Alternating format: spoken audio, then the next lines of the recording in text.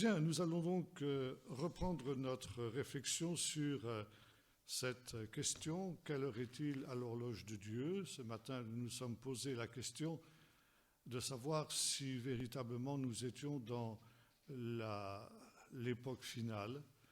Et nous avons vu que nous sommes la seule génération à avoir vu le grand signe qu'était le retour d'Israël dans son pays.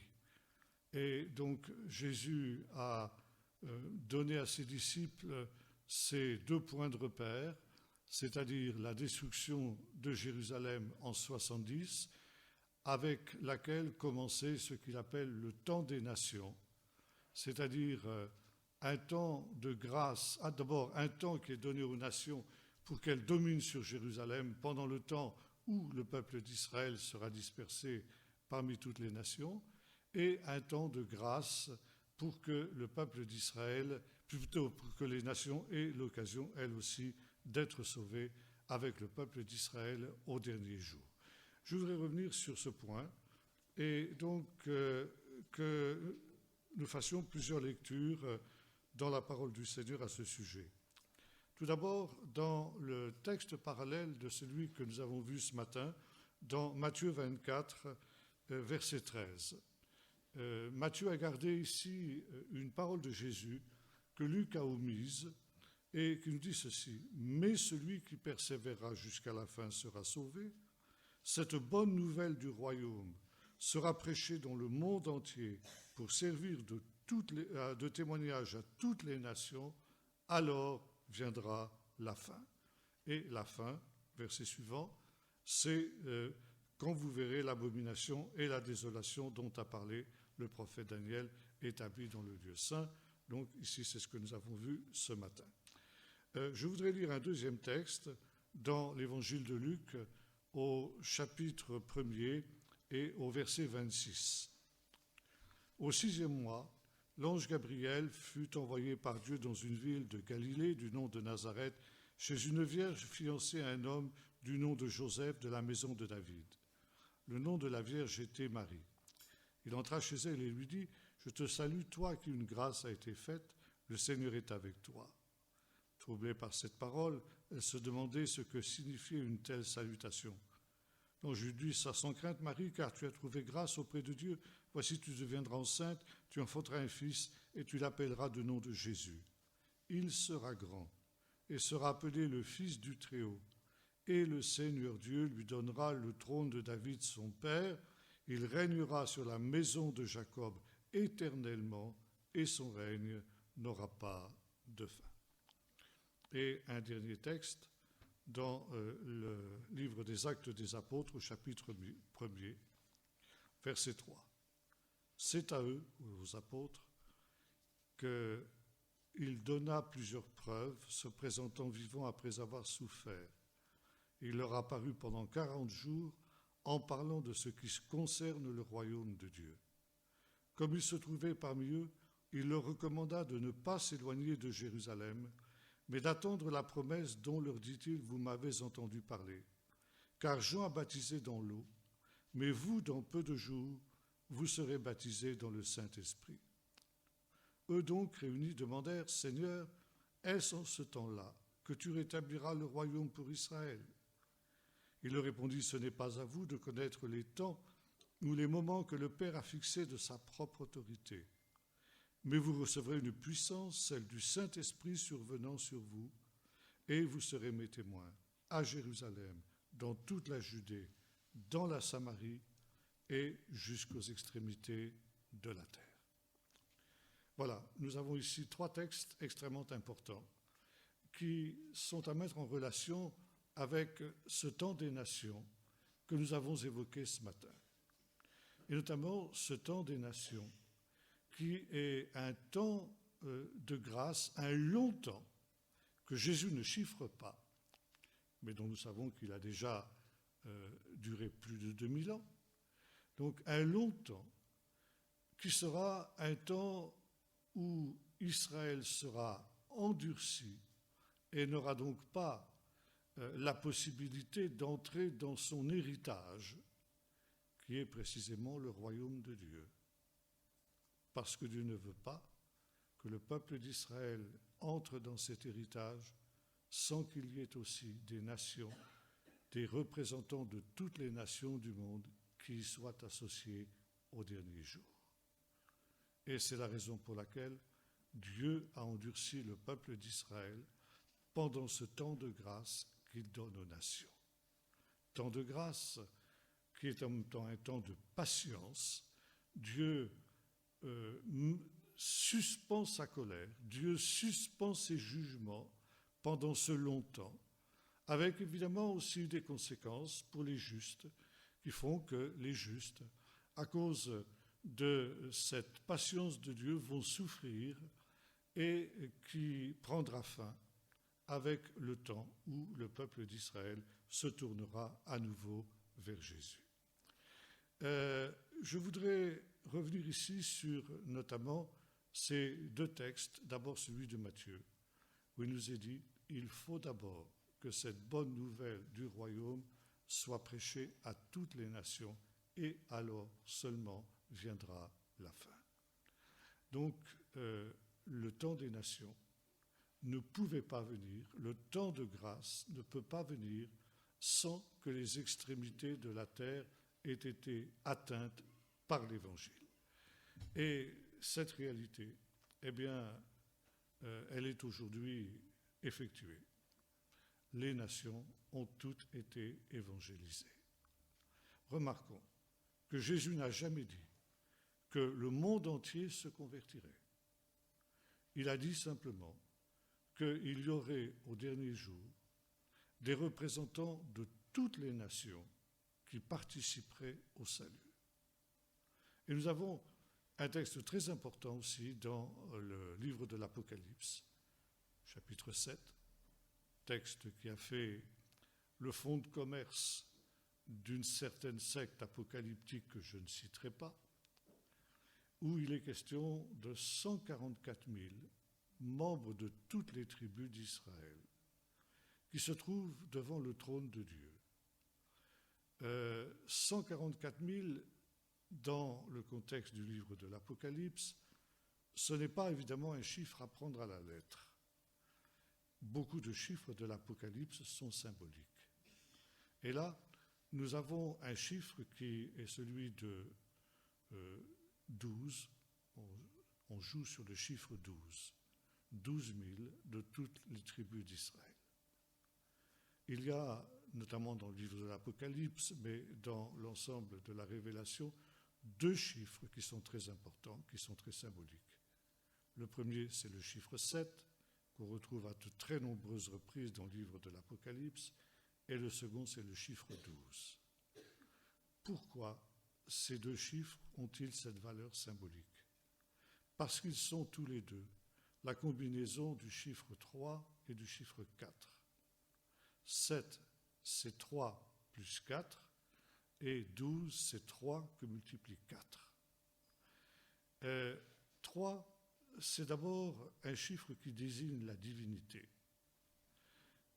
Non pas à cause de la Trinité, comme nous l'entendons, nous, dans notre vision chrétienne des choses, mais dans le judaïsme, à cause de la triple sainteté de Dieu, qui se trouve exprimée dans le chapitre 6 du livre du prophète Ésaïe, où le prophète a cette vision du trône de Dieu dans le temple, avec les séraphins, qui ne cessent de proclamer cette triple sainteté de Dieu, Saint, Saint, Saint et l'Éternel. On appelle ça donc dans le judaïsme la triple sainteté de Dieu, et c'est la raison pour laquelle 3 est le chiffre de Dieu. D'ailleurs, à l'époque biblique, pour ne pas écrire le nom de Dieu, parce que le nom de Dieu est saint, et on ne peut pas l'écrire n'importe comment, il ne peut être écrit que par quelqu'un qui est dans un état de pureté et de sainteté personnelle. Et un scribe qui encore aujourd'hui copie la Torah, la parole de Dieu, ne peut écrire le nom de Dieu qu'après avoir fait un examen de conscience, avoir confessé ses péchés au Seigneur et s'être plongé dans un bain rituel pour pouvoir ensuite écrire le nom de Dieu. Alors pour éviter cela, on écrivait à la place de Dieu, on faisait un triangle équilatéral avec une pointe en haut. Donc, la triple sainteté de Dieu. Et puis ensuite, nous avons le chiffre 4, qui lui est au contraire le chiffre de la terre. Les 4 points cardinaux, les 4 fleuves de l'Éden qui sortaient du jardin et qui arrosaient l'ensemble de la terre. Et 7 et 12, ce sont 2 chiffres où la divinité, donc le ciel, 3, et la terre se rassemblent. Donc le chiffre de l'alliance. Donc 7, 3 et 4, et 12, le chiffre du peuple élu, les 12 tribus d'Israël, parce que le peuple élu est le peuple de l'alliance, le peuple par lequel Dieu se révèle au monde et qui est en quelque sorte le trait d'union, le point de contact entre le ciel et la terre. Donc, les 12 tribus d'Israël sont rassemblées devant le trône. Et elles sont rassemblées aussi dans leur plénitude, parce que les 12 tribus d'Israël forment 144 000 personnes, c'est-à-dire 12 fois 12 000. C'est une manière de dire, c'est la plénitude de la plénitude. Et là, c'est un écho à ce que Paul déclare dans le chapitre 11 de l'Épître aux Romains, quand il dit « Quand la plénitude des païens sera atteinte, tout Israël sera sauvé. » La plénitude d'Israël. Il y a une plénitude des nations et il y a une plénitude d'Israël. Et nous avons vu que ce mot revient dans le texte que nous avons étudié ce matin, Ad ki yishlemu itot hagoyim, jusqu'à ce que les temps des nations aient atteint leur plénitude. À ce moment-là, tout Israël sera sauvé.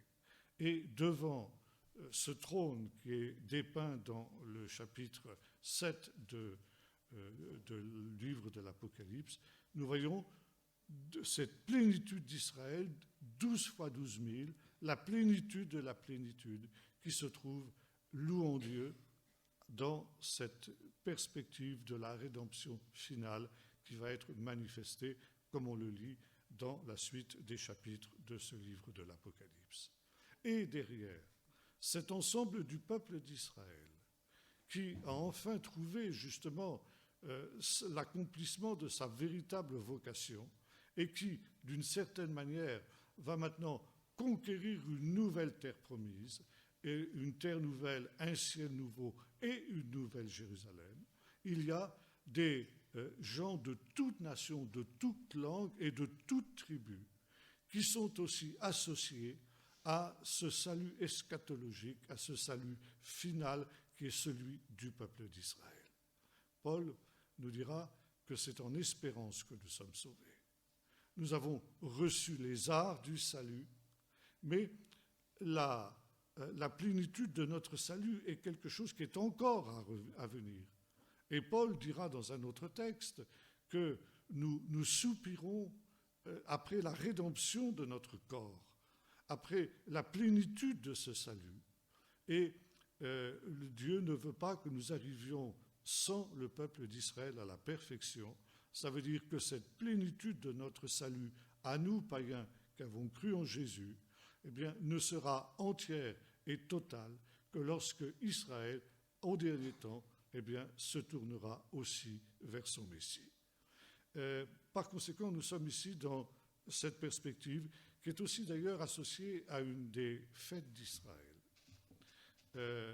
Les fêtes d'Israël sont très importantes dans le livre de l'Apocalypse. Ça, je ne peux pas, évidemment, ce n'est pas mon sujet aujourd'hui. Mais ici, dans ce chapitre 7, est représentée une fête qui est très importante, qui est la fête de Sukkot, la fête des tabernacles ou la fête des huttes ou la fête des cabanes. On traduit cela de manière différente. Et cette fête est une fête eschatologique par excellence. Et notamment, c'est une fête qui se déroule 7 jours plus 1. 7, je viens d'en parler, c'est un chiffre symbolique, mais il y a ici un autre jour qui est ajouté. C'est ce qui nous est dit dans le chapitre 23 du livre du Lévitique. Vous célébrerez cette fête pendant 7 jours, et le 8e jour sera, on dit en hébreu, Shmini Atzeret, ça veut dire un 8e jour qui sera ajouté. Et là, nous retrouvons un autre chiffre symbolique, 8, c'est-à-dire 7 plus 1. Et si le chiffre 7 est ce chiffre de l'alliance que nous avons évoqué, le chiffre 8 est le chiffre de ce qui est surnaturel, ce qui est au-delà de cette alliance entre le ciel et la terre. Ça veut dire ce qui est l'éternité, ce qui est la plénitude. C'est pourquoi, par exemple, l'enfant devait être circoncis le 8e jour. Et il y a de nombreuses apparitions du chiffre 8 dans la parole de Dieu pour indiquer justement ce qui est le surnaturel. Et c'est aussi la raison pour laquelle les premiers chrétiens juifs, les juifs messianiques si vous préférez, non seulement célébraient le 7e jour de la semaine, donc le jour du Shabbat, comme les autres juifs, mais ils ont commencé aussi à célébrer le dimanche, qui en principe est le premier jour de la semaine, mais qui pour eux était en réalité le 8e jour de la semaine. C'est-à-dire l'anticipation, puisque Jésus était ressuscité ce jour-là, l'anticipation de l'éternité qui sera marquée effectivement par la résurrection d'entre les morts.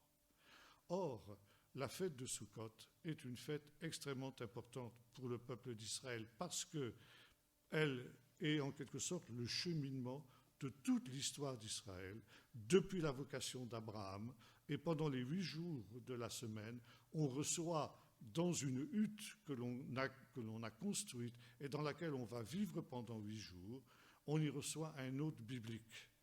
Le premier jour, on reçoit Abraham, le deuxième jour, on reçoit Isaac, le troisième jour, on reçoit Jacob, ainsi de suite, jusqu'au 8e jour où l'on reçoit le Messie.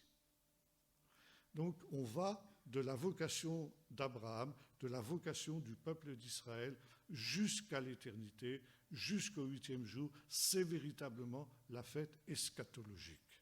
Et le 8e jour, donc le jour supplémentaire, ce jour ajouté, avec ce qu'on appelle le loulav, c'est-à-dire, on appelle ça aussi les 4 espèces de Sukkot, c'est essentiellement une branche de palmier.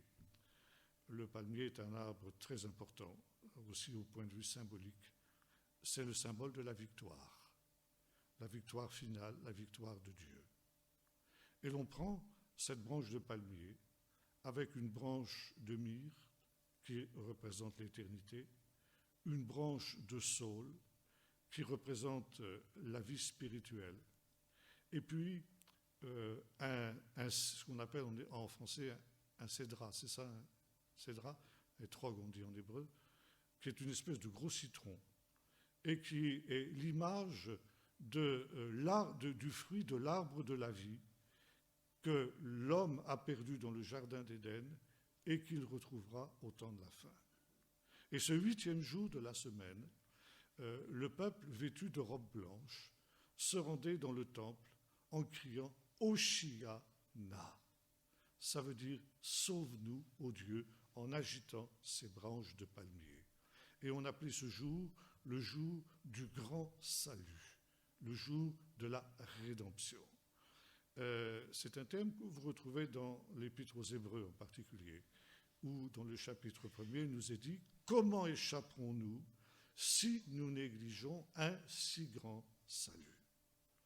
Donc, Oshiana, ça nous a donné en hébreu écorché, Hosanna, sauve-nous, ô Dieu, manifeste cette rédemption finale à laquelle nous aspirons et vers laquelle, pour l'heure, nous cheminons. Et le 8e jour de la semaine est l'anticipation, le 8e jour de cette semaine de Sukkot, est l'anticipation de ce salut ultime qui sera manifesté au dernier jour. Et ce jour-là, à l'époque où le temple existait, le grand prêtre sacrifiait sur l'autel 70 taureaux. Pourquoi ? Parce que c'était des taureaux qui représentaient les 70 nations du monde. Dans le chapitre 10 du livre de la Genèse, on appelle ça la table des nations, parce que sont évoquées toutes les nations qui sont issues des 3 fils de Noé, Sem, Ham et Japhet, après le déluge. Et quand on fait le total de ces nations qui sont énumérées dans ce chapitre-là, nous retrouvons 70 nations, intéressant aussi, parce que c'est 7 fois 10. Nous retrouvons ici la symbolique du chiffre 7. Et le livre du prophète Zacharie nous dit que dans les derniers temps, après les grandes catastrophes qui s'abattront sur la terre, tous ceux qui resteront des nations monteront à Jérusalem pour célébrer la fête de Sukkot, la fête des huttes, la fête des cabanes. Et à l'époque de Jésus, quand le temple existait, on anticipait ce temps et on sacrifiait d'avance ces bœufs pour les 70 nations du monde, en anticipant le jour où ces nations viendraient elles aussi en pèlerinage à Jérusalem pour se prosterner devant le Seigneur. Ça veut dire que ces nations, elles aussi, seraient converties au Dieu d'Israël dans cette grande réconciliation finale qui est aussi évoquée dans le livre de l'Apocalypse et qui sera ce grand salut ultime. Et donc, nous retrouvons ici cette vision du salut des nations. Il faut que des représentants de toutes les nations puissent être sauvés au dernier jour. Et c'est pourquoi la fin, nous dit Jésus, ne peut pas venir avant que toutes les nations, il y ait eu en tout cas des gens de toutes les nations qui soient sauvés. Encore une fois, ça ne veut pas dire que le monde entier se convertira, mais ça veut dire qu'il y aura des représentants de chaque langue, de chaque tribu et de chaque peuple au temps de la fin, quand viendra ce moment de la venue du royaume de Dieu. Et ce temps des nations, est aussi un temps où le Seigneur va donner non seulement cette grâce et cette patience que nous avons évoquée ce matin quand nous avons parlé des Amoréens, mais aussi Dieu va faire en sorte que chaque nation soit invitée à se tourner vers le salut qui sera celui qui sera donné par le Messie d'Israël. Et là, nous retrouvons ce texte très important que nous avons vu tout à l'heure dans le premier chapitre du livre des Actes. Je suis sûr que c'est un chapitre que vous connaissez bien. C'est un chapitre qui est un des chapitres préférés de tous les pentecôtistes, charismatiques et autres, parce que c'est une des premières mentions, en tout cas c'est la première mention dans le livre des Actes de ce qui est notre spécificité, à savoir le baptême dans le Saint-Esprit. Jésus déclare à ses disciples, « Restez à Jérusalem jusqu'à ce que vous soyez remplis de la puissance d'en haut, car Jean a baptisé dans l'eau, mais vous, dans peu de jours, vous serez baptisés dans le Saint-Esprit. » Et je suis sûr que vous avez tous entendu sur ce verset de magnifiques prédications. Mais il y a autre chose que les disciples ajoutent. Quand Jésus leur fait cette promesse du baptême dans le Saint-Esprit, cela les amène à poser une question à Jésus. « Rabbi, est-ce en ce temps-là que tu rétabliras le royaume d'Israël ?» Royaume d'Israël, c'est une vieille expression qu'on n'emploierait plus aujourd'hui, bien sûr. À l'époque, la notion d'État n'existait pas. La notion d'État, c'est une notion relativement moderne. Et là où on emploierait aujourd'hui le mot État, à l'époque, on employait le mot royaume. Donc, si nous voulons traduire cette question des disciples en langage moderne, nous dirons ceci, « Rabbi, est-ce en ce temps-là que tu rétabliras l'État d'Israël ?» Et là, il y a une méconnaissance très grande de ce que Jésus a véritablement voulu dire. Et je me souviens d'un commentaire sur ce texte que j'avais lu il y a très longtemps de cela, lorsque j'étais étudiant à l'école biblique à Londres. Et dans la bibliothèque du collège, il y avait donc un livre qui commentait ce texte et qui disait en gros ceci. Évidemment, c'était dit beaucoup mieux que ce que je vais dire là, mais c'était le sens en tout cas: ces pauvres apôtres. Vous vous rendez compte où ils en étaient? Ils étaient encore imbus d'idées juives, comme si Jésus allait rétablir un royaume politique. Et Jésus les détrompe. Il dit: mais non, mes pauvres amis, mais vous vous trompez complètement.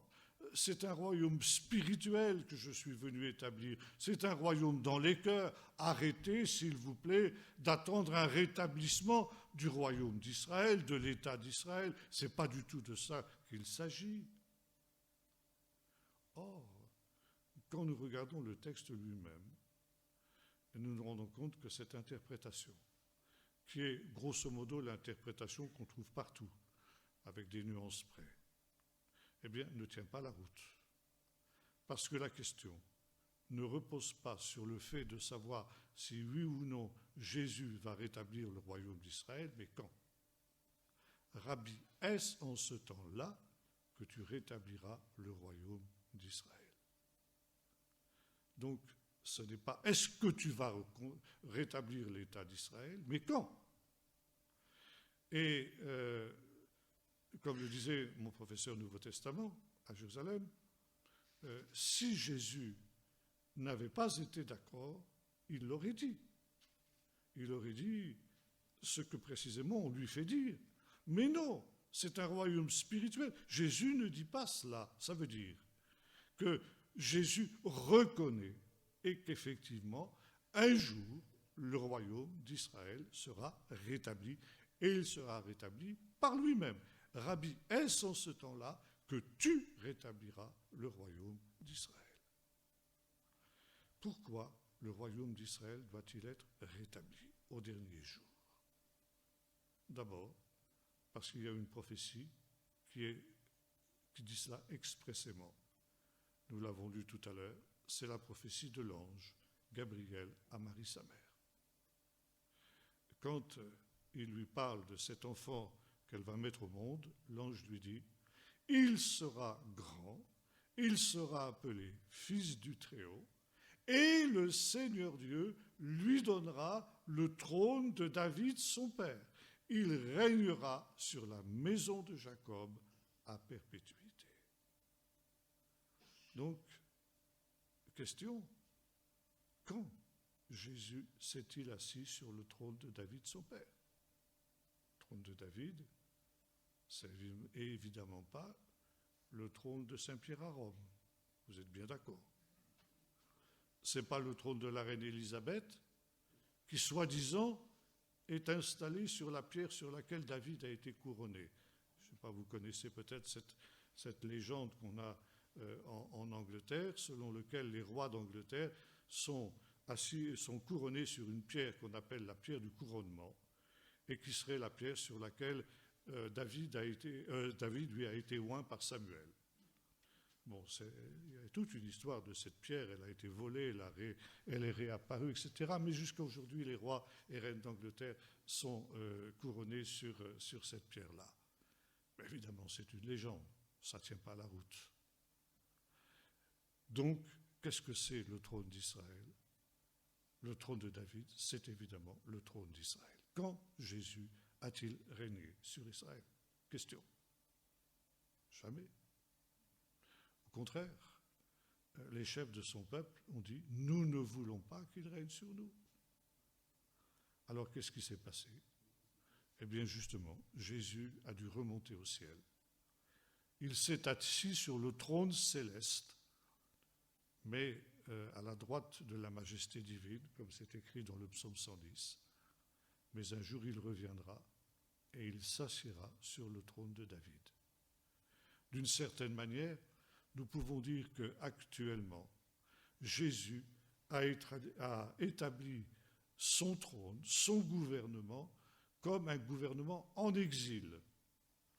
Vous vous souvenez que lorsque la France s'est effondrée en 1940, en juin 1940, quand les Allemands ont envahi la France, eh bien, le général de Gaulle s'est enfui à Londres. Et là, il a institué un gouvernement provisoire, un gouvernement français en exil. Et ce n'est qu'à la libération que le général de Gaulle a rétabli ici le gouvernement français de la République à Paris. Eh bien, la situation actuelle de Jésus est un peu celle-là. Il est le roi d'Israël, mais il est un roi en exil. Il règne, certes, mais son règne n'est pas encore complet. Et pour que ce qui est sa vocation puisse se réaliser, il faudra bien qu'un jour il s'asseye sur le trône d'Israël. Et quand cela sera-t-il? Eh bien, Jésus lui-même l'a dit, quand le peuple d'Israël dira « Béni soit celui qui vient au nom du Seigneur ». Et où, contrairement à ce que les chefs ont dit, nous ne voulons pas qu'il règne sur nous, ils diront au contraire « Viens et règne sur nous ». C'est quelque chose d'indispensable pour que Jésus soit le Messie. Nous employons souvent ce mot sans trop en comprendre la portée. Qu'est-ce que ça veut dire le Messie? C'est un mot hébreu, c'est un mot francisé, disons, depuis l'hébreu. L'hébreu, c'est Mashiach, qui est une abréviation d'une expression plus longue, Meler HaMashiach. Ça veut dire le roi qui a été oint. Et cette expression Messie implique une royauté. Jésus est roi. Voilà ce que signifie le Messie. Et il est roi d'Israël. Messie, en grec, ça se dit Christos. D'où le mot Christ en français. Et il faut que nous comprenions bien que lorsque nous disons Jésus-Christ, qu'est-ce que nous disons? Nous disons Jésus est le roi d'Israël. Voilà ce que nous disons. Ça, il y a peu de chrétiens qui le réalisent. Et il est le roi d'Israël, et seulement à cette condition-là, il peut être le sauveur des païens. Et ça, c'est très fort, notamment dans l'évangile de Matthieu. L'évangile de Matthieu, nous allons célébrer Noël dans quelques jours, et ces textes vont être lus dans la plupart des églises, et notamment cet épisode que Matthieu est le seul à nous reporter de tous les 4 évangélistes, l'adoration des mages. Bon, je ne vais pas m'arrêter sur la question de savoir qui étaient les mages, mais une chose est certaine, c'était des non-juifs, c'était des païens. Et il est intéressant de noter que les premiers qui ont adoré Jésus étaient des païens. Et quand ils sont arrivés à Jérusalem, quelles questions ont-ils posées? Où est le roi des Juifs qui vient de naître? Ça veut dire qu'ils l'ont adoré en tant que roi des Juifs. Et ça, pour Matthieu, c'est très important. C'est pourquoi il a insisté sur cette adoration des mages, parce que l'évangile de Matthieu est de tous les évangiles le plus juif de tous les évangiles. Et Matthieu veut démontrer à ses compatriotes juifs que Jésus est véritablement le roi Messie qui avait été promis par les prophètes. Et la meilleure preuve, c'est que même les païens ont reconnu que Jésus était le roi des Juifs. Et ça se termine par ce qu'on appelle la Grande Commission, quand Jésus dit à ses disciples « Allez dans le monde entier, prêchez la bonne nouvelle à toute la création. Faites de toutes les nations des disciples, les baptisant au nom du Père, du Fils et du Saint-Esprit. » Ça veut dire que au début de l'Évangile, Jésus nous est présenté comme le roi des Juifs, et à la fin de l'Évangile, il nous est présenté comme le sauveur des nations. Mais Matthieu a pris bien soin de nous dire qu'il n'est le sauveur des nations que s'il est le roi des Juifs. S'il n'est pas le roi des Juifs, il ne peut pas non plus être le sauveur des nations. C'est pourquoi les nations ont une relation unique avec le peuple d'Israël, parce que justement elles doivent être elles aussi soumises au roi des Juifs, au roi d'Israël, qui est justement Jésus. Et cette réalité, on la retrouve dans ce livre, cette parole du livre des Actes. Rabbi, est-ce en ce temps-là que tu rétabliras le royaume d'Israël? Pour que le salut dernier, le salut ultime ait lieu, ce salut des Juifs et ce salut des païens ne sera pas possible dans sa totalité et dans sa plénitude aussi longtemps que Jésus ne se sera pas assis sur le trône de David, son père. Pour que cela soit, il faut que quand Jésus sera revenu, eh bien, il y ait un État d'Israël qui existe. Et voyez-vous, c'est important pour nous que nous comprenions dans ce temps, pour répondre à la question que nous avons posée ce matin, sommes-nous dans les temps de la fin? Oui, parce que jusqu'à maintenant, jusqu'en 1948, le retour de Jésus était impossible puisqu'il n'y avait pas d'État d'Israël. Depuis 1948, à partir, et surtout 1967, où Jérusalem est redevenue juive, eh bien Jésus peut maintenant revenir à tout moment parce que le trône de David est prêt pour qu'il s'asseye sur ce trône et qu'il règne depuis Jérusalem sur Israël et sur les nations pour l'éternité. Alors voyez-vous, c'est quelque chose de très important. Rabbi, est-ce en ce temps-là que tu rétabliras le royaume d'Israël? Bien sûr que Jésus devait s'asseoir sur le trône. Bien sûr qu'il devait rétablir l'État d'Israël. Sinon, il n'est pas le Messie. Et s'il n'est pas le Messie, il n'est pas notre Sauveur. Et nous sommes dans nos péchés. Et c'est pourquoi cet événement de la résurrection d'Israël est tellement important pour les chrétiens aujourd'hui. Ensuite, le problème était, nous l'avons vu, est-ce en ce temps-là? Qu'est-ce que ça veut dire? Ça veut dire que dans la tradition juive, jusqu'à nos jours, eh bien, il faut savoir reconnaître le Messie. Dans l'histoire d'Israël, il y a eu de très très nombreux messies, des faux messies. Remarquons, entre parenthèses, qu'on n'en a crucifié aucun. Jusqu'à aujourd'hui, il y a des faux messies en Israël. J'en ai connu. Et on ne les crucifie pas. Pourquoi? Parce que se dire Messie, ce n'est pas un crime pour le peuple d'Israël. Finalement, n'importe qui peut dire qu'il est le Messie. Le problème, c'est qu'il faut le prouver. Et comment peut-on le prouver? Eh bien, les sages d'Israël ont défini. Il faudra donner 2 signes pour que l'on puisse reconnaître le vrai Messie. Le premier, il faudra que le Messie reconstruise le temple. Et le deuxième, il faudra qu'il ressuscite les morts, ce qui, avouez-le, n'est pas à la portée du premier venu.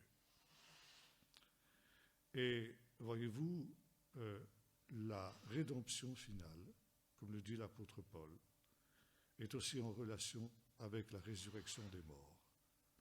1 Corinthiens 15, Paul nous dit que parce que justement Jésus est le Messie, parce qu'il est le second Adam, il ressuscitera les morts. De la même manière que le premier Adam a précipité toute l'humanité dans la mort, de la même manière, le second Adam, Jésus, amènera tous les hommes à la résurrection, une résurrection des justes et une résurrection des injustes, mais tous ressusciteront d'une manière ou d'une autre. Les uns pour la vie, les autres pour la honte éternelle, mais tous ressusciteront.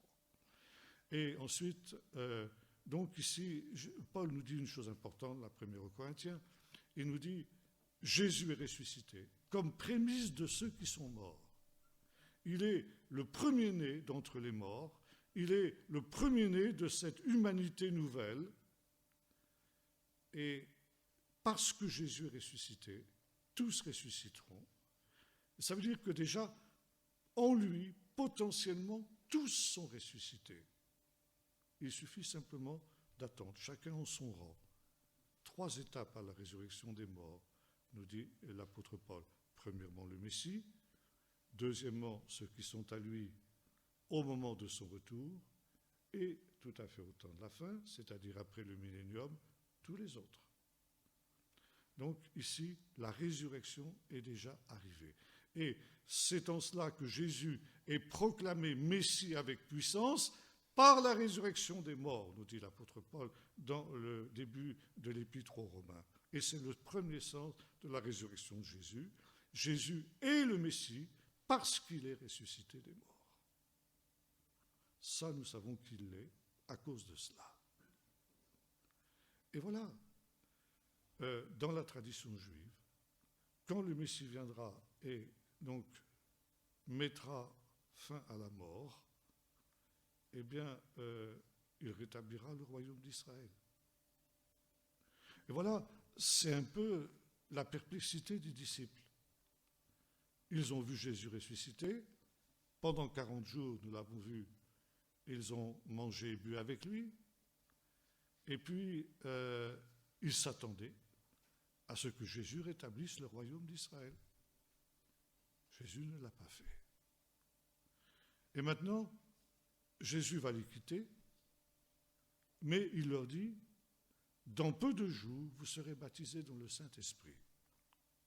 Le baptême dans le Saint-Esprit, comme vous le savez tous, je pense, c'est aussi un signe eschatologique. C'est tiré du livre du prophète Joël, où il nous est dit, dans les derniers temps, dit Dieu, je répandrai mon esprit sur toute chair. Donc, dans les derniers temps. Et voilà que Jésus leur promet, effectivement, que dans peu de jours, ils seront baptisés dans le Saint-Esprit. Donc, nouvelle manifestation des choses dernières. Le retour de l'Esprit qui s'était retiré d'Israël à la mort du dernier des prophètes Malachie va être redonné au peuple d'Israël et au monde entier. Et les disciples posent la question à Jésus, ce que tu n'as pas fait à Pâques, savoir le rétablissement du royaume d'Israël, est-ce que tu vas le faire à la Pentecôte, quand nous serons baptisés dans le Saint-Esprit? Et c'est sur ce point-là que Jésus les détrompe. Non pas pour leur dire le royaume d'Israël ne sera pas rétabli, du moins dans sa dimension politique, et il y aura évidemment toutes les dimensions du royaume, dimension politique, mais aussi, bien sûr, dimension spirituelle. Ça n'est pas quelque chose qui est à nier, au contraire, mais il y aura tout cet ensemble. Ce sera quelque chose qui sera, dirais-je, terrestre et puis qui sera aussi du ciel, puisque le ciel et la terre, nous l'avons vu, aussi se rencontrent dans ce moment-là. Et Jésus a dit non, ça ne va pas se faire aussi vite que ce que vous pouvez penser. Parce que cette puissance du Saint-Esprit qui va vous être donnée, eh bien, elle fera de vous des témoins à Jérusalem, en Judée, en Samarie et jusqu'aux extrémités de la terre. Et là, nous retrouvons ce que Matthieu nous a dit dans le chapitre 24, quand il nous dit « Il faut d'abord que cette bonne nouvelle du royaume soit prêchée à toute la création, alors seulement viendra la fin. » Et dans le même sens, Jésus dit à ses disciples le jour de l'Ascension, « Quand les extrémités de la terre auront été atteintes par l'Évangile, à ce moment-là, le royaume d'Israël sera rétabli et par conséquent, la fin viendra. La rédemption finale sera révélée, sera manifestée. Et voyez-vous, c'est aussi ce qui motivait l'apôtre Paul. Paul, et c'est un peu le plan du livre des Actes, commence son ministère à Jérusalem.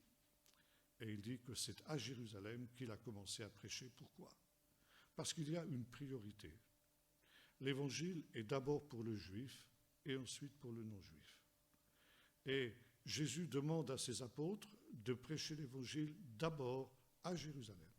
Restez à Jérusalem parce que c'est de Jérusalem que doit sortir l'évangile, que doit sortir la bonne nouvelle pour aller vers toutes les nations. Parce qu'il y a une prophétie qui dit ça. Ésaïe 2, de Sion sortira la Torah et de Jérusalem la parole de l'Éternel qui ira vers toutes les nations. Et évidemment, cette évangélisation du monde entier à partir de Jérusalem va prendre un certain temps. Ça ne va pas se faire en 8 jours. Et Jésus dit donc à ses disciples, en substance, entre le moment où vous allez recevoir le baptême dans le Saint-Esprit et où la parole va sortir de Jérusalem vers les nations, il va y avoir un long temps qui va se produire. Mais finalement, ce n'est pas à vous de connaître les temps et les moments que le Père a fixés de sa propre autorité. Contentez-vous d'accomplir la mission qui est la vôtre, à savoir, justement, répandre l'Évangile dans le monde entier. Et Paul, c'est intéressant, par exemple, dans l'Épître aux Romains, Rome, c'est loin de Jérusalem à l'époque. Et Paul écrit cette Épître aux Romains pour dire, écoutez, voilà, Rome est pour moi une étape dans mon ministère. Mais mon but ultime, c'est l'Espagne. L'Espagne, y est-il jamais allé ou pas? Ça, les spécialistes en discutent. On n'a aucune preuve, ni dans un sens, ni dans un autre. Est-il ou non allé en Espagne? Finalement, peu importe, le fait est qu'il en avait l'intention. Pourquoi? Parce que l'Espagne était à cette époque-là la limite du monde connu. On ne connaissait pas l'Amérique. Et en portant l'Évangile en Espagne, Paul avait l'impression qu'il accomplissait la mission donnée par Jésus, porter l'Évangile jusqu'aux extrémités de la terre. Et on l'a souvent accusé, on voit ça dans des sources extérieures au Nouveau Testament, notamment des Juifs chrétiens dissidents qu'on appelait les Ébionites, l'ont accusé d'avoir négligé son propre peuple, d'avoir négligé l'évangélisation des Juifs. Paul s'en défend. Il dit d'abord, c'est pas vrai.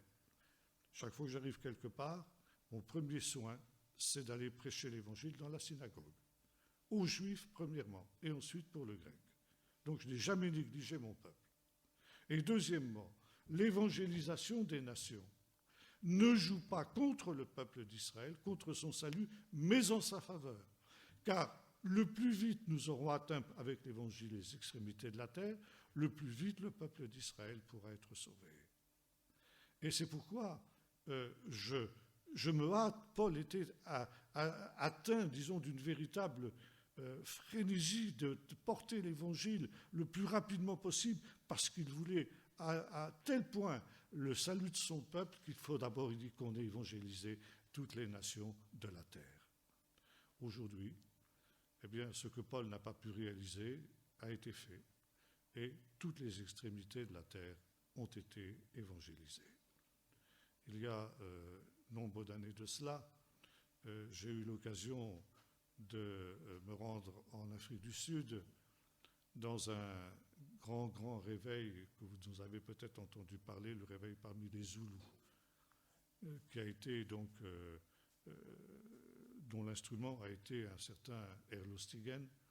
Il y a un livre qui a été écrit là-dessus, on le trouve encore, ça s'appelle Réveil parmi les Zoulous, je vous le recommande fort. Donc nous avons voulu voir ce qui se passait là-bas chez ces Zoulous, un réveil qui dure depuis des dizaines d'années et qui continue à être florissant dans un monde qui, malheureusement, s'est souvent détourné aussi de l'Évangile. Et l'Afrique du Sud, vous savez, c'est un peu là, le bout du monde.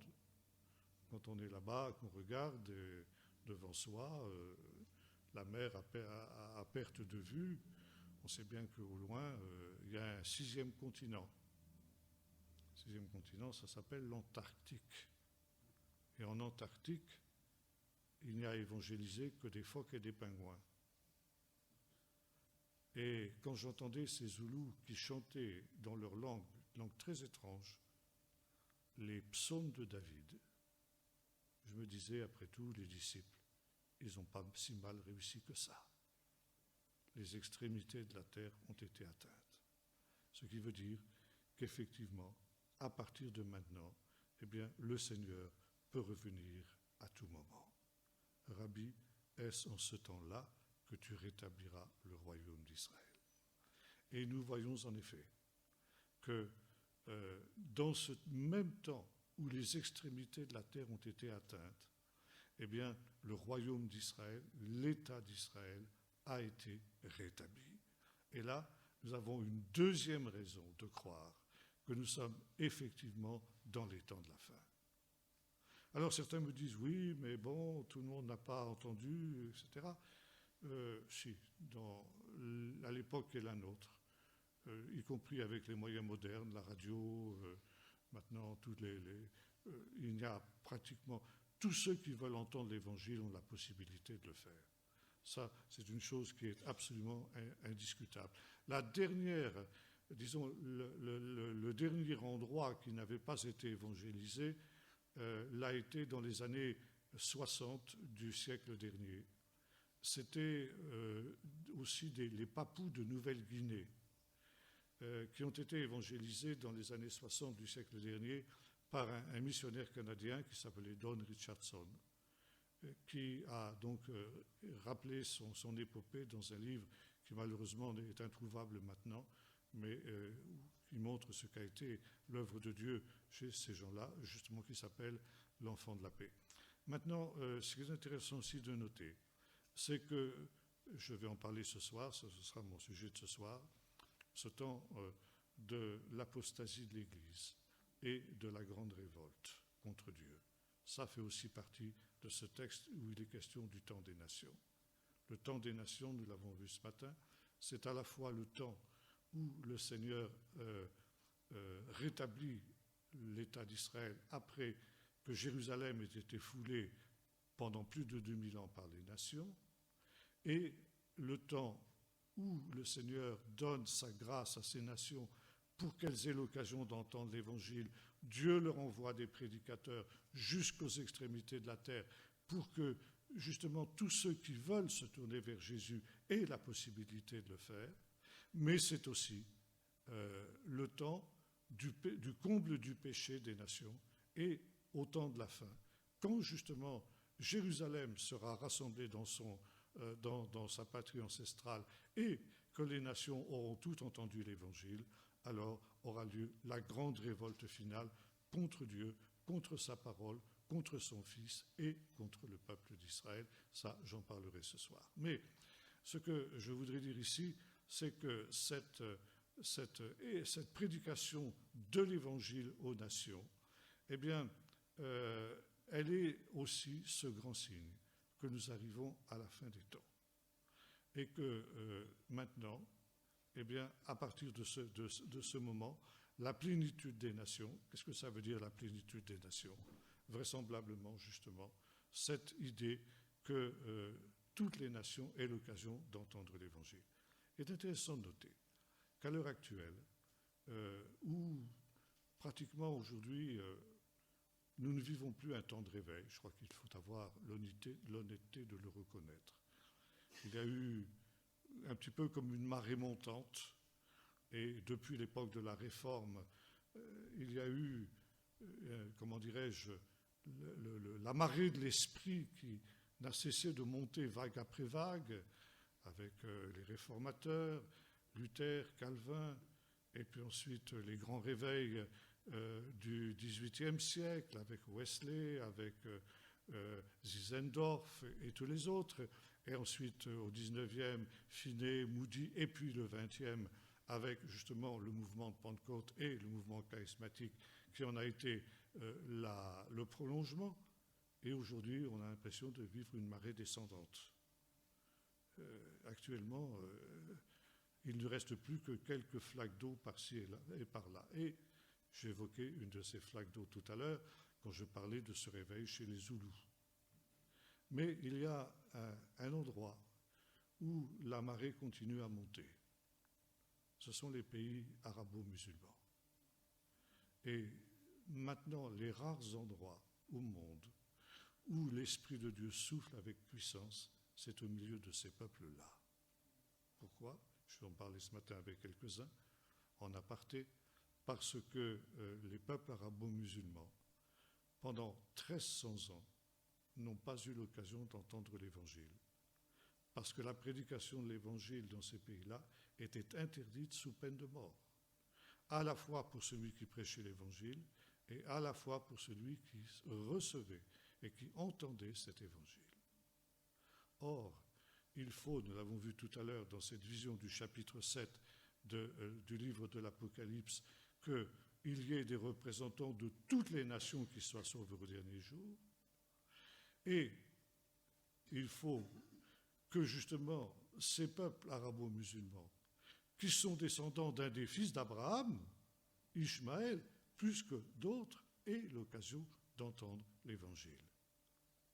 Et actuellement, bon an, mal an, il y a à peu près 1 million de musulmans sur la terre entière qui se tournent vers Jésus. Et voyez-vous, personnellement, je pense que c'est le dernier grand réveil, la dernière grande visitation du Seigneur avant son retour. Et s'accomplira alors ce que nous avons vu. Eh bien,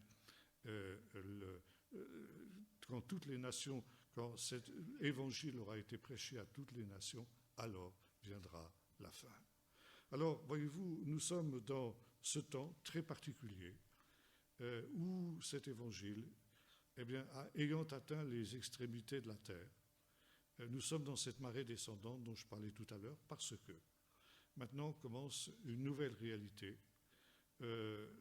Quelqu'un me disait ce matin, mais est-ce que Dieu ne peut pas encore prolonger ce temps de grâce pour les nations?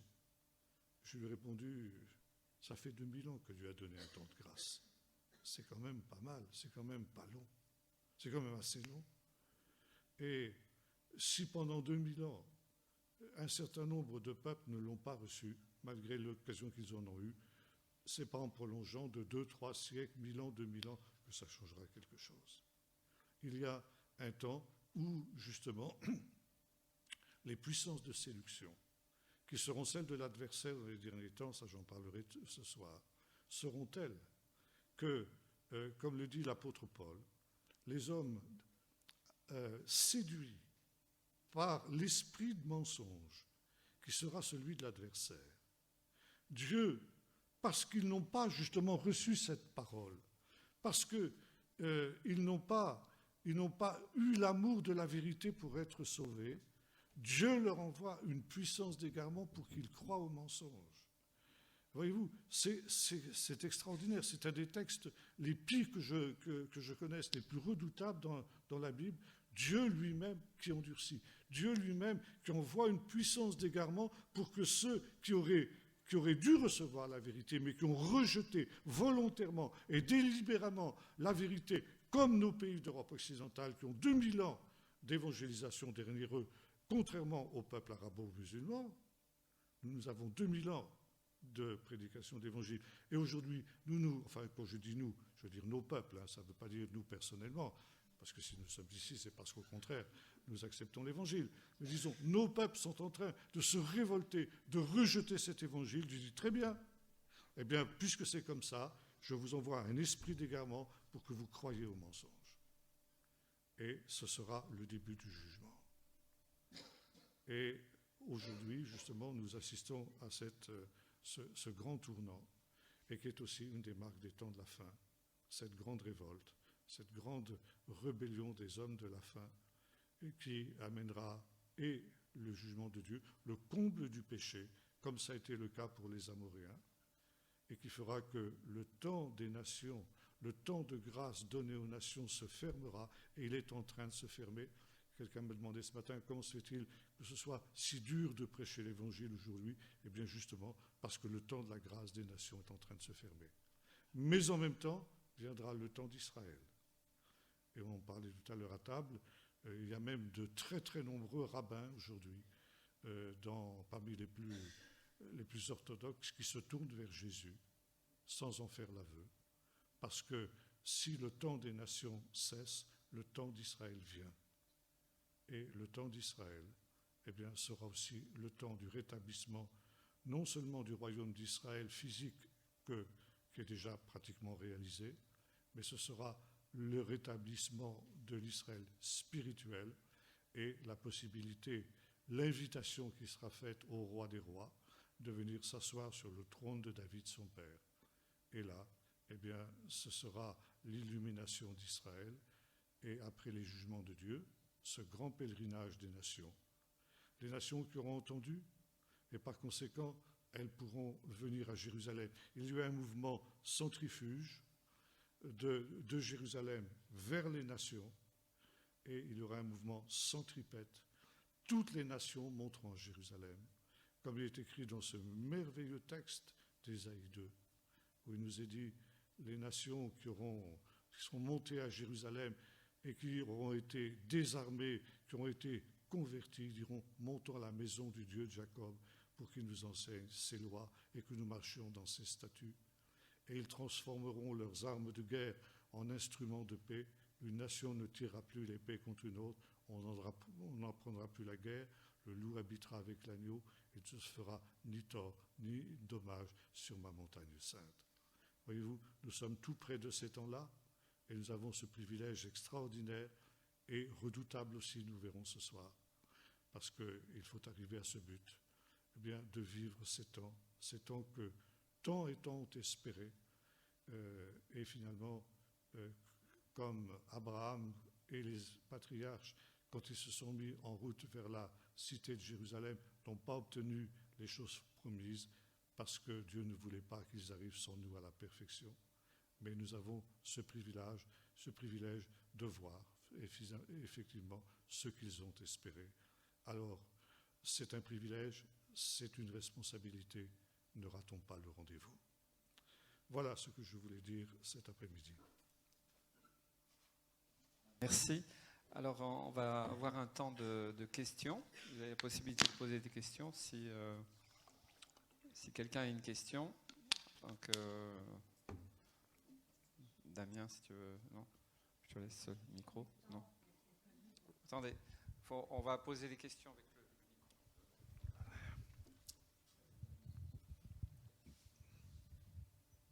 Oui, j'ai une question par rapport au temple. Quand est-il prévu? Parce que oui. la tribulation doit venir et le temple sera reconstruit. C'est compliqué. Je crois qu'il faut que nous arrêtions, si vous voulez, de faire des schémas et des choses comme ça. Je vous citerai ce que disait mon professeur du Nouveau Testament à Jérusalem. Jésus a toujours été opposé à une eschatologie trop précise. Et quand on lui a posé trop de questions là-dessus, il a toujours éludé pour amener à ce qui était pour lui l'essentiel. Veillez et priez en ces temps, puisque vous ne savez ni le jour ni l'heure. C'est ce genre de questions que les apôtres avaient posées dans le texte que nous avons lu. Rabbi, est-ce en ce temps-là que tu rétabliras le royaume d'Israël? Et sans nier qu'il le fera, comme je l'ai démontré, Jésus dit, ce n'est pas à vous de savoir les temps et les moments. On aurait pu agiter aussi les circonstances. Et voyez-vous, il y a dans la Bible, et notamment sur ces textes qui concernent les temps de la fin, beaucoup de mystères. Et nous ne voulons pas, parce que nous sommes des Occidentaux, parce que nous sommes des Latins, nous ne voulons pas du mystère. Nous voulons tout expliciter, nous voulons tout mettre en équation, nous voulons tout faire des schémas. Alors il y a tout un ensemble de systèmes qui parcourent le monde évangélique, notamment le système dispensationaliste auquel vous venez de faire allusion, mais qui manifestement sont, comment dirais-je, des constructions intellectuelles humaines, mais qui ne sont pas véritablement basées sur la Bible, parce que la Bible ne nous donne pas, si vous voulez, ces schémas auxquels nous rêvons. Il nous donne des flashs. Nous avons vu destruction de Jérusalem 70, retour d'Israël dans son pays. Évangélisation des nations, grande révolte. Maintenant, ensuite, quelqu'un me posait la question ce matin, et l'affaire des Gilets jaunes dans tout ça? Eh bien oui, mais la Bible ne nous en parle pas. La Bible ne nous dit pas tout. Vous comprenez? Alors, il y a tout un ensemble de péripéties qui nous échappent. Et là, voyez-vous, dans ce texte auquel vous faites allusion, Paul dit une chose très intéressante. Il dit, est-ce que vous ne vous souvenez pas que je vous disais ces choses quand j'étais encore avec vous? Vous savez fort bien ces choses, ces circonstances-là, parce que je les ai enseignées. Les Thessaloniciens savaient, nous ne savons pas. Pourquoi? Parce que Paul n'a pas écrit ce qu'il avait enseigné de vive voix aux Thessaloniciens. Pourquoi n'a-t-il pas fait? Parce que le Saint-Esprit n'a pas poussé à le faire. Et pourquoi le Saint-Esprit ne l'a-t-il pas poussé à le faire? Parce que nous n'avons pas à savoir. Voyez-vous, je crois qu'il faut que nous acceptions d'être de ceux qui marchent, comme le dira l'apôtre Pierre, la prophétie, ce n'est pas une lampe de 15 000 watts. Hein. Ce n'est pas comme un phare qui éclaire. C'est une lampe qui brûle dans un lieu obscur. Je ne sais pas si vous avez vu les lampes qu'il y avait à l'époque. C'était des petites lampes à huile comme ça, qui éclairaient dans un rayon de 2 mètres. Alors, c'est ça la prophétie. C'est pas une lumière aveuglante. Si ça l'était, eh bien tout le monde se tournerait vers Jésus. C'est ce que le Seigneur ne veut pas. Donc, si vous voulez, il y a une marche par la foi qui s'impose. Dieu nous donne des points de repère, des lueurs dans la nuit, comme ça, par ces petites lampes, cette parole prophétique qui est comme une lampe qui brûle dans un lieu obscur, comme nous dit l'apôtre Pierre. Et puis à partir de là, ma foi, il nous faut vivre dans cette assurance que Dieu conduit, que Dieu sait. Et puis finalement, nous, quand les choses se produiront, eh bien on verra. Il est certain, comme je disais ce matin, que l'existence de cette mosquée, ou plutôt de cet édifice religieux musulman, est déjà aussi fait partie de cette abomination dont parle l'apôtre Paul. Quoi. Maintenant, comment ensuite les choses vont évoluer? Quelqu'un me demandait, l'Antichrist sera-t-il un musulman? Sera-t-il un occidental? Qui sait? Ça, on verra. On verra quand les choses se manifesteront.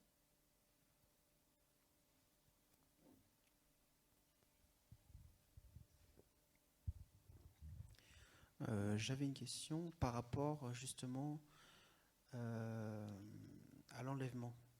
Est-ce qu'on peut dire que du coup l'enlèvement et le retour du Christ c'est un seul événement en fait, ou est-ce qu'on peut bien distinguer les deux, ou est-ce que... Alors, il est évident quand on lit les textes bibliques, tous sans exception, que ce que vous appelez l'enlèvement et le retour de Jésus, c'est un seul et même événement. Il n'y a pas de retour de Jésus. Un retour secret pour enlever l'Église et un retour public pour régner. Les textes bibliques sont clairs, tout œil le verra.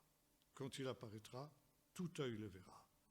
Il vient sur lui du ciel et nous irons à sa rencontre pour revenir immédiatement avec lui dans des conditions nouvelles pour régner avec lui. Et l'autre point de vue, si vous voulez, que l'on doit au tandem Darby-Scofield, qu'on appelle justement la théorie dispensationaliste, est une construction humaine, mais qui ne tient pas au regard de l'Écriture. C'est clair que là, pour moi, aucun doute en cela.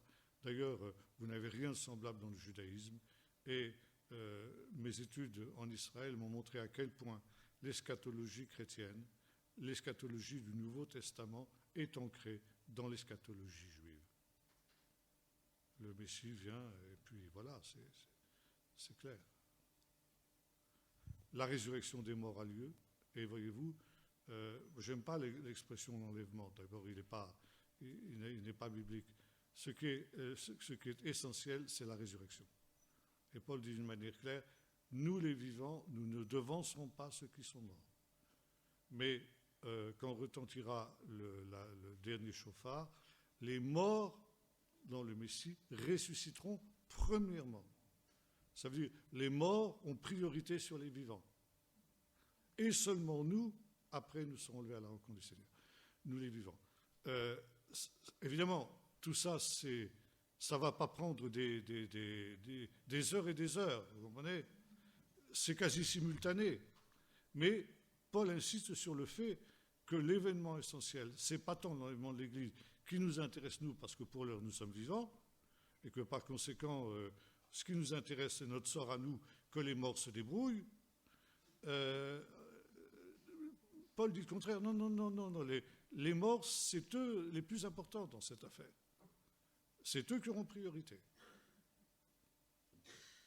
Et c'est la résurrection des morts qui est le fait important. Vous avez une autre question ?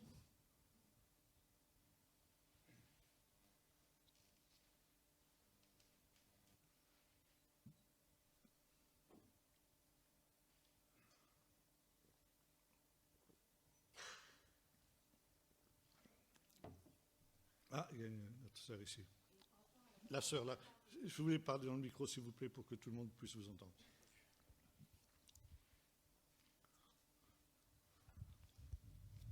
Bonjour. Par rapport à comme vous on utilise les thèmes de l'enlèvement,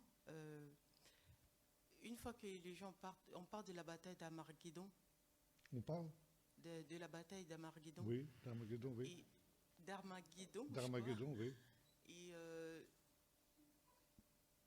après, comment ça se passe en fait pour eux, quoi? Pour eux? Oui, pour ceux qui restent.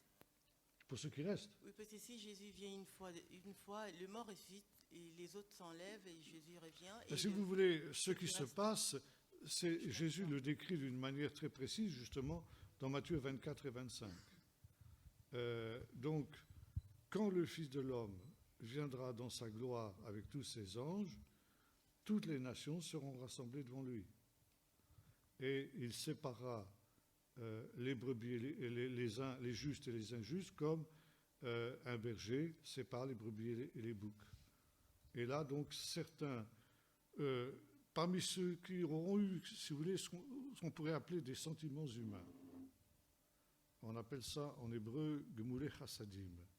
Ça veut dire qui auront pitié des malheureux, qui leur ont redonné à manger, à boire, qui ont visité les prisonniers, les malades, etc., etc., eh bien, entreront dans le royaume messianique. Ça ne veut pas dire qu'ils seront sauvés, mais ils entreront dans le royaume messianique, dans le royaume millénaire, dans ce que nous appelons le millénium. Tandis que les autres iront directement à la perdition. Ceux qui auront, au contraire, un cœur dur, un cœur égoïste, un cœur endurci. Et donc, c'est ce que la tradition juive appelle disons, le jugement, le grand jugement des nations. Le Messie est celui qui viendra au dernier jour pour juger les nations. Et ce jugement des nations, il est en quelque sorte, il suit immédiatement le retour du Seigneur. Et ce sont automatiquement là, les uns entrent dans le royaume messianique et puis les autres, ma foi, ils vont déjà avec le diable et ses anges dans le feu éternel.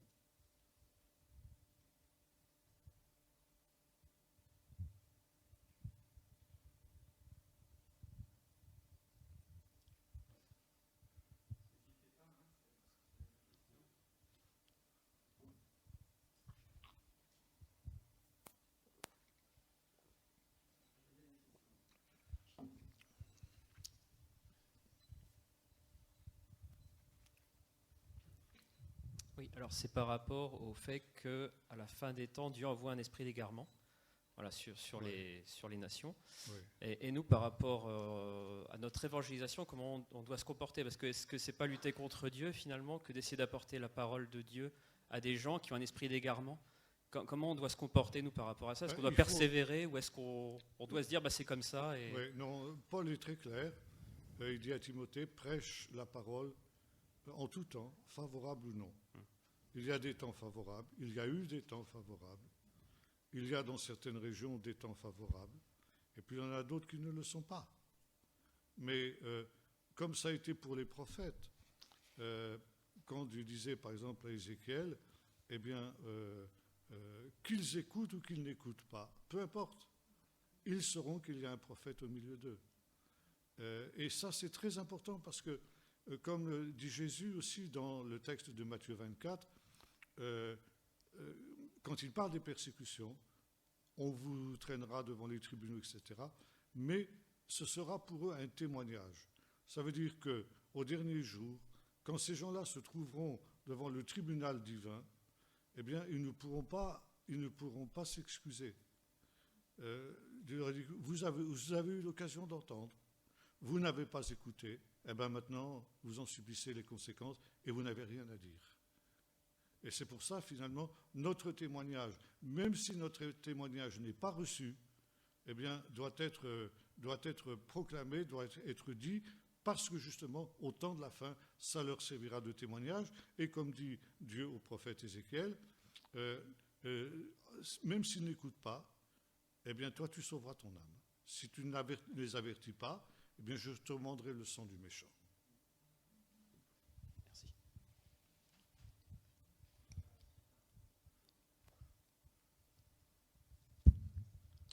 En ce qui concerne les tribulations, à quel moment qu'on va les subir en fait? Vous savez, les tribulations, elles ont commencé depuis longtemps.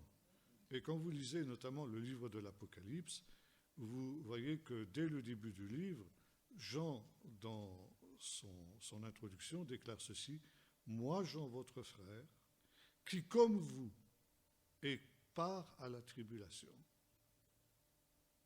Donc ça veut dire que de son temps, eh bien, la tribulation, ce que vous appelez la tribulation, existait. Et on sait d'après les écrits des pères de l'Église, enfin c'est légendaire ou pas, ça on n'en sait rien, mais enfin disons, c'est ce qui est écrit dans leur rapport, que donc dans cette période des premières persécutions, mon professeur Flusser pensait que c'était déjà dans la première persécution de 63, Jean donc a été arrêté, Jean qui était le responsable des églises d'Asie auxquelles est adressé le livre de l'Apocalypse, et il aurait été condamné à être jeté dans une marmite d'huile bouillante. Et là, un miracle se serait produit, il en serait sorti indemne. Ce qui fait que les autorités romaines avaient finalement décidé de l'exiler, et il a été exilé dans cette île de Patmos, l'île dans laquelle il a eu la vision de l'Apocalypse. Donc c'était pour lui une tribulation, il était en quelque sorte prisonnier dans cet endroit-là, quoi. Et puis on sait que tout le contexte des lettres de l'Apocalypse parle de persécution. Antipas, le témoin fidèle qui a été mis à mort, là où Satan a sa demeure, Smyrne qui aura une tribulation de 10 jours, c'est pareil, c'est pas à prendre à la lettre, ça veut dire un temps d'épreuve. 10, c'est le chiffre de l'épreuve, notamment dans le livre de l'Apocalypse. Donc il va y avoir un temps d'épreuve. L'église de Philadelphie, ne crains pas ce que tu vas souffrir, sois fidèle jusqu'à la mort, je te donnerai la couronne de vie. Bon, nos frères qui étaient jetés au lion, dans les arènes et tout ça, si ce n'est pas une tribulation, je ne sais pas ce que c'est qu'une tribulation à ce moment-là, quoi, hein. Bon, alors nous, évidemment, on a cette idée que, parce que nous, on a vécu depuis pratiquement la Révolution française sous le régime de la liberté religieuse, mais ça n'a pas toujours été le cas, non plus dans nos pays. Donc, on oublie peut-être qu'il y a d'autres pays où être chrétien, c'est pas évident. Et encore, on parle de pays musulmans, et aujourd'hui, nos frères dans les pays arabo-musulmans, ils sont décapités, crucifiés, torturés dans des conditions absolument abominables. Si ce n'est pas une tribulation, je ne sais pas ce que c'est. Alors, il ne faut pas s'imaginer, je ne voudrais pas vous faire peur surtout, mais enfin, il ne faut pas nous imaginer que parce que c'est nous, et parce que nous avons vécu plusieurs siècles justement sous ce régime-là, eh bien ça ne peut pas nous arriver. Eh bien, peut-être, on ne sait pas, on ne peut pas savoir. Et finalement, pourquoi, par exemple, Dieu a-t-il permis que Jacques soit décapité et que Pierre et Jean se sortent de la persécution d'Agrippas Ier? Pourquoi? Pas de réponse. Pas de réponse. Pourquoi Dieu épargne-t-il les uns et puis permet-il que d'autres subissent des tourments incroyables? Ça, c'est le mystère de Dieu. On ne peut pas savoir.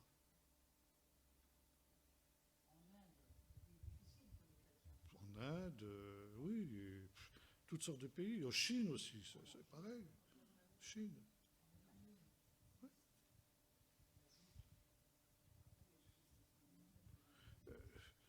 Quand on est déjà dans un climat de pré-persécution.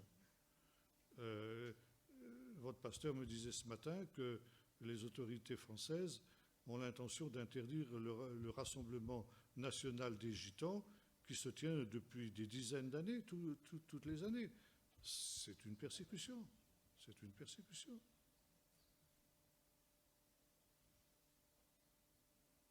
Alors, ce n'est pas une persécution violente, mais enfin, déjà, ça montre un esprit d'intolérance qui monte dans notre pays. Et vous ne pouvez pas savoir, parmi les élites qui nous gouvernent, la haine qu'ils ont du christianisme, du judéo-christianisme. C'est quelque chose qui dépasse l'imagination. Et c'est pourquoi ils s'allient avec nos pires ennemis que sont les musulmans extrémistes, parce qu'ils espèrent, par ce moyen-là, par le moyen de ces extrémistes-là, eh bien, détruire le judéo-christianisme dans nos pays. Oui. S'il vous plaît, enfin, ce n'est pas une question que j'ai vraiment à poser, mais vous parliez de persécution. Je dirais que de persécution. Je dirais que la persécution elle est assez pernicieuse parce qu'en fait, je dirais qu'elle atteint plutôt le monde de l'enseignement. Elle atteint beaucoup en fait les enfants et on ne se rend pas vraiment compte, mais les enfants sont déjà quelquefois en fait persécutés dès leur enfance parce qu'on leur enseigne des choses qui les détournent vraiment de la parole de Dieu. Et c'est ça qui pour moi est le plus dangereux en fait. Vous avez parfaitement raison. Et de fait, il y a quelque chose qui est pire que la persécution, c'est la séduction. Et le propre de l'Antichrist, c'est d'abord qu'avant d'être un persécuteur, il est un séducteur. Et pourquoi c'est moins grave, la persécution? Parce que dans la persécution, vous savez qui est l'ennemi. Donc vous pouvez lui résister. Tandis que dans la séduction, il avance à un visage masqué. Et vous ne voyez pas justement l'adversaire. Comme le dira l'apôtre Paul, il se déguise en ange de lumière. Et on peut penser qu'on est dans une situation idéale, etc., alors qu'on est déjà sur une voie d'apostasie très avancée. Et le réveil sera brutal. Ça, Jésus a mis en garde contre ça dans de très très nombreuses paraboles. Peut-être je vous en parlerai demain matin, justement.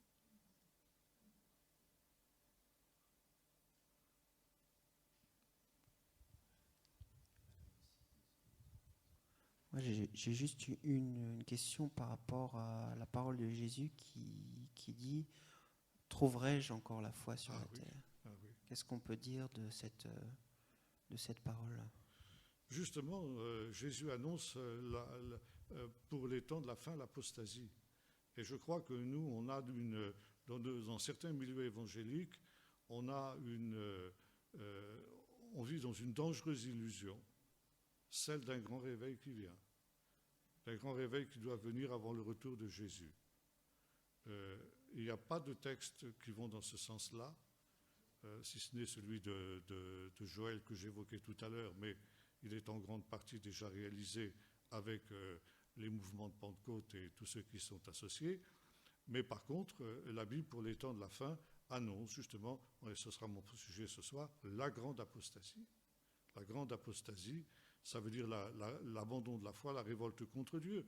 Et non seulement, bien entendu, ça concerne d'abord le monde, mais ça concerne aussi l'Église. Et Jésus dira que l'adversaire cherchera à séduire, s'il est possible, même les élus.